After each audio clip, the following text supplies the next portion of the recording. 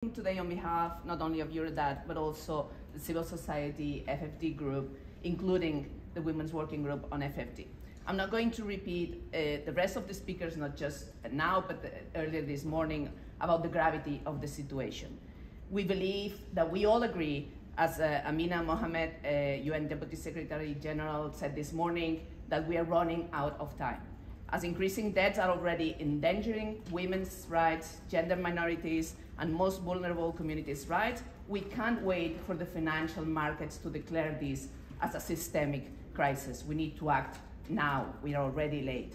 Looking at not only past that crisis, but also how the DSSI, the Common Framework for Debt Treatment, under several and serious limitations worked, there are 4 elements I would like to share with you today.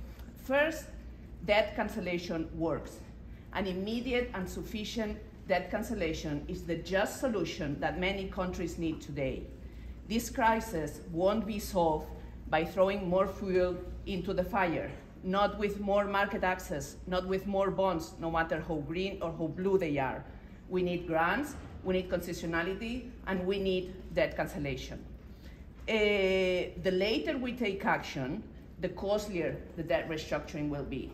In terms of economic resources, and it's not just me saying that, it's UNCTAD, it's the IMF, but also in terms of human lives. However, the existing debt architecture, including the G20 Common Framework, are not fit for purpose. We need to go beyond the Common Framework enhancement. We need to go beyond debt transparency. We need to go beyond voluntary principles. My third point is precisely on that. Voluntary approaches, particularly with private creditors and with non-collaborative official creditors, do not work. Haven't worked in the past and didn't work with the DSSI. We just saw how billions of dollars went to rich investors and financial institutions' pockets in 2020 and 2021, while impoverished countries were trying to fight a global pandemic. As the finance minister from Fiji mentioned, it seems as if we were under colonial rulings. We don't need yet another framework decided by creditors for the creditors' interest. We need a rules-based debt resolution framework that binds all creditors' participation. And this is the fourth point. We need a solution that is systemic. We can't limit the response to partial solutions, like the proposed enhancements to the Common Framework. We urge you not to wait any longer and to start building this new debt architecture that we need, beginning with the establishment of an open-ended intergovernmental working group under the UN auspices with a view of creating a binding multilateral framework on sovereign debt crisis resolutions.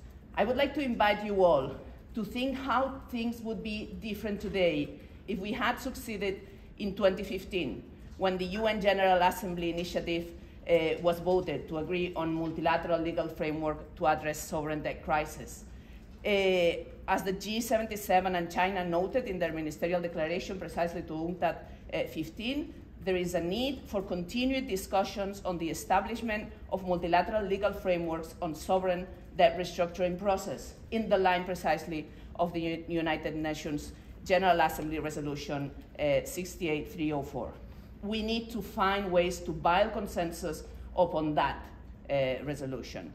For all of the above, I urge you to agree to the establishment of such an open-ended intergovernmental working group on debt architecture reform, and to work for the FfD conference, to convene a next FfD conference in 2024, the latest.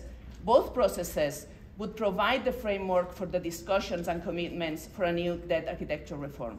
You might think that civil society is too idealistic, that we need to face reality, that it's too tricky, that geopolitics are too difficult. But the reality is that the G20, the IMF, or the World Bank haven't been able to provide the response to the debt crisis that the humanity needs. The reality is that the UN, that this space, is the only space where global South countries can be part in equal conditions on a discussion of debt for debt architecture reform and the establishment of a debt workout mechanism. Thank you all for listening and looking forward to continuing this discussion.